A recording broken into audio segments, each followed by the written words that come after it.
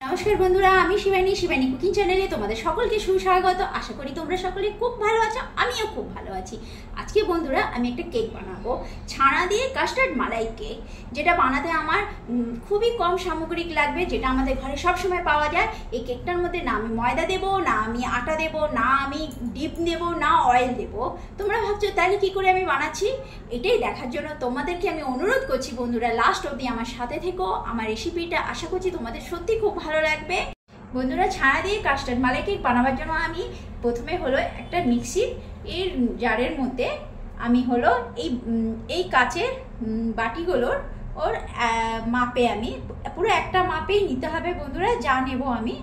বন্ধুরা এই কাচের বাটির মাপের এক বাটি আমি সুজি নিলাম, এই মিক্সির বাটিটার মধ্যে দিয়ে দিলাম। সেম কাচের বাটিটার মাপে এক বাটি আমি ছানা নিলাম। বন্ধুরা সেম কাচের বাটির মাপে আমি এক বাটি দুধ নিলাম। বন্ধুরা সেম বাটির মাপে আমি এক বাটি থেকে একটুখানি কম চিনি নিলাম, এই মিক্সি জারটার মধ্যে দিয়ে দিলাম। এই মিক্সি জারের মধ্যে সব উপকরণগুলো দিয়ে আমি একবার মিক্সড করে নেব। মিক্সিতে পিষে নেওয়ার পর আমি এই কাচের বাটিটার মধ্যে ঢেলে দিলাম।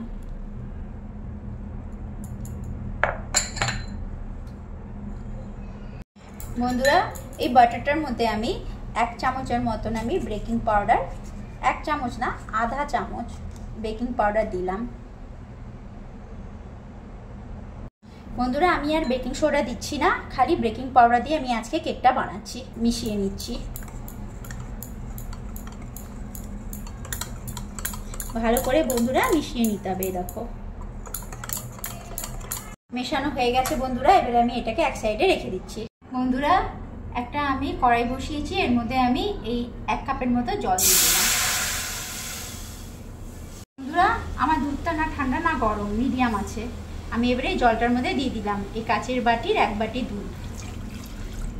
বন্ধুরা আমি 3 চামচ চিনি দিয়ে দিচ্ছি।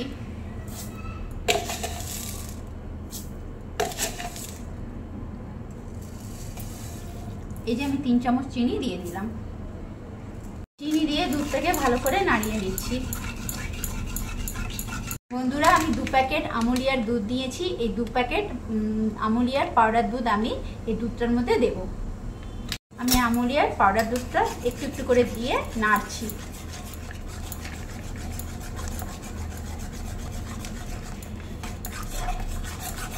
1 প্যাকেট আমুলিয়ার দুধ আমি দিয়ে দিলাম। আঁচটাকে আমি ধিমি করে নিয়েছি, যতক্ষণ দুধটা ঘন হয়ে না আসবে ততক্ষণ দুধটাকে নাড়তে হবে। এর মধ্যে আমি 1 চামচ কাস্টার্ড পাউডার নিয়েছি, এর মধ্যে আমি এই আমুলিয়ার গুঁড়ো দুধটা দিয়ে দেবো। এই কাচের বাটি দুধের মধ্যে আমি এক বাটি দুধের মধ্যে আমি এবারে এই কাস্টার্ডটা একটু একটু করে মিশিয়ে দিচ্ছি।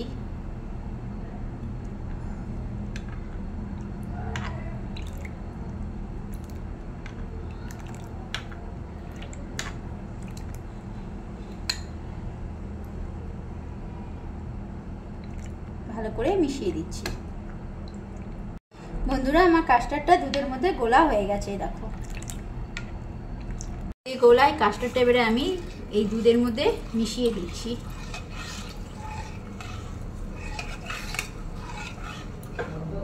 দিয়ে দুধটাকে খুব ভালো করে নাড়তে থাকবো ধিমি আঁচ করে, যতক্ষণ দুধটা আর একটু গাঢ় হয়ে না আসছে।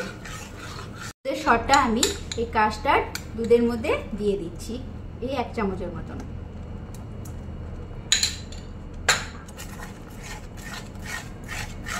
বন্ধুরা খুব ভালো করে নাড়িয়ে দিলাম।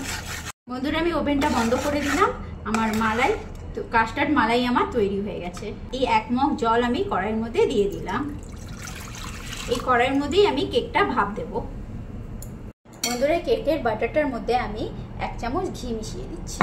আমি কোনো তেল ইউজ করছি না, এই যে শুধু এই 1 চামচ ঘি মিশিয়ে দিলাম।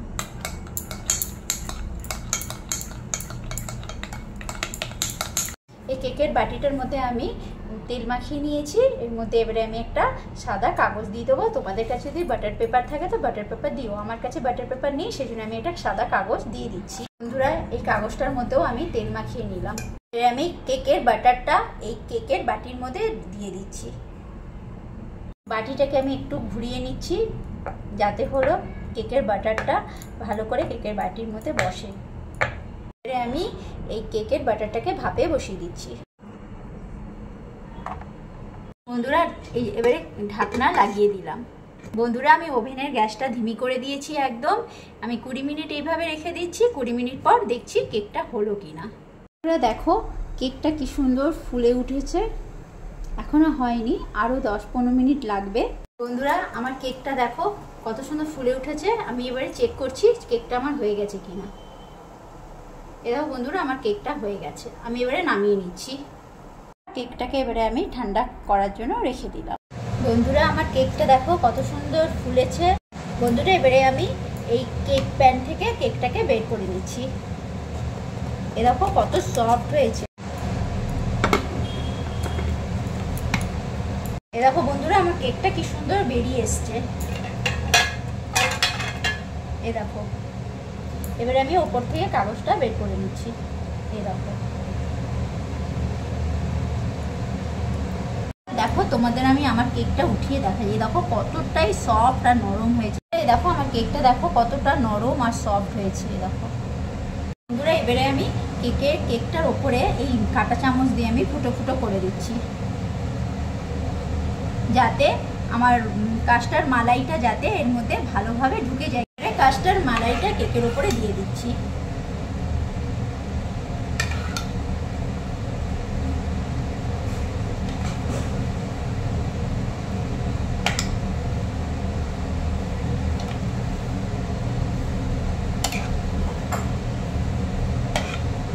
দেখো বন্ধুরা আমার কাস্টার্ড মালাইটা আমি পুরো কেকের উপরে দিয়ে দিলাম।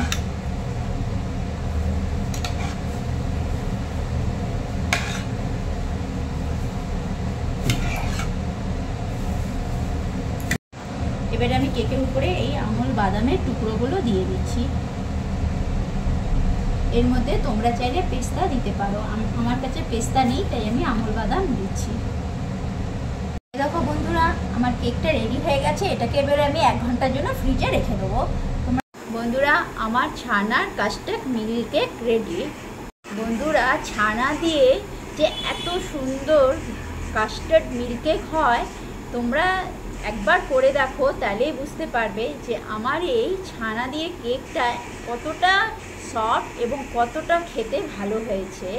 হ্যাঁ, কাস্টার্ড মিল্ক কেক, এর মধ্যে না ময়দা পড়েছে, না ডিম পড়েছে, না আটা পড়েছে। একদম হেলদি এবং টেস্টি। ছোট থেকে বড় বয়স্ক সকলে খেতে পারবে। বন্ধুরা এবারে আমি এই মালাই কেকটাকে কেটে তোমাদের দেখাচ্ছি।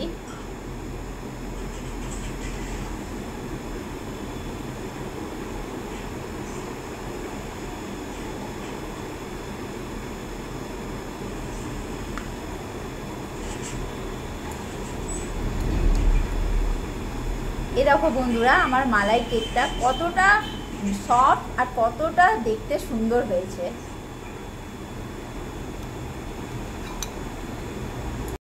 বন্ধুরা এই মালাই কেকটা আমি তোমাদের কেটে দেখাচ্ছি। দেখো দেখো কতটাই সফট হয়েছে। এর মধ্যে একটুখানি মালাই নিয়ে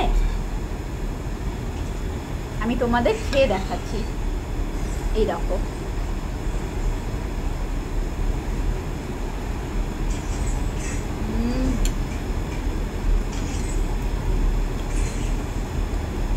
এত সুন্দর হয়েছে। বন্ধুরা তোমরা একবার বাড়িতে বানিয়ে খেয়ে দেখো, তবেই তোমরা আমার কথাটা বিশ্বাস করবে। এবার একটু বানিয়ে দেখো। তোমাদের যদি আমার রেসিপিটা ভালো লেগে থাকে আমাকে একটা লাইক, কমেন্ট, সাবস্ক্রাইব করে দিও। যাদের ডিম, তেল, ময়দা, আটা খাওয়া বারণ তারা এই কেকটা অনায়াসে খেতে পারবে।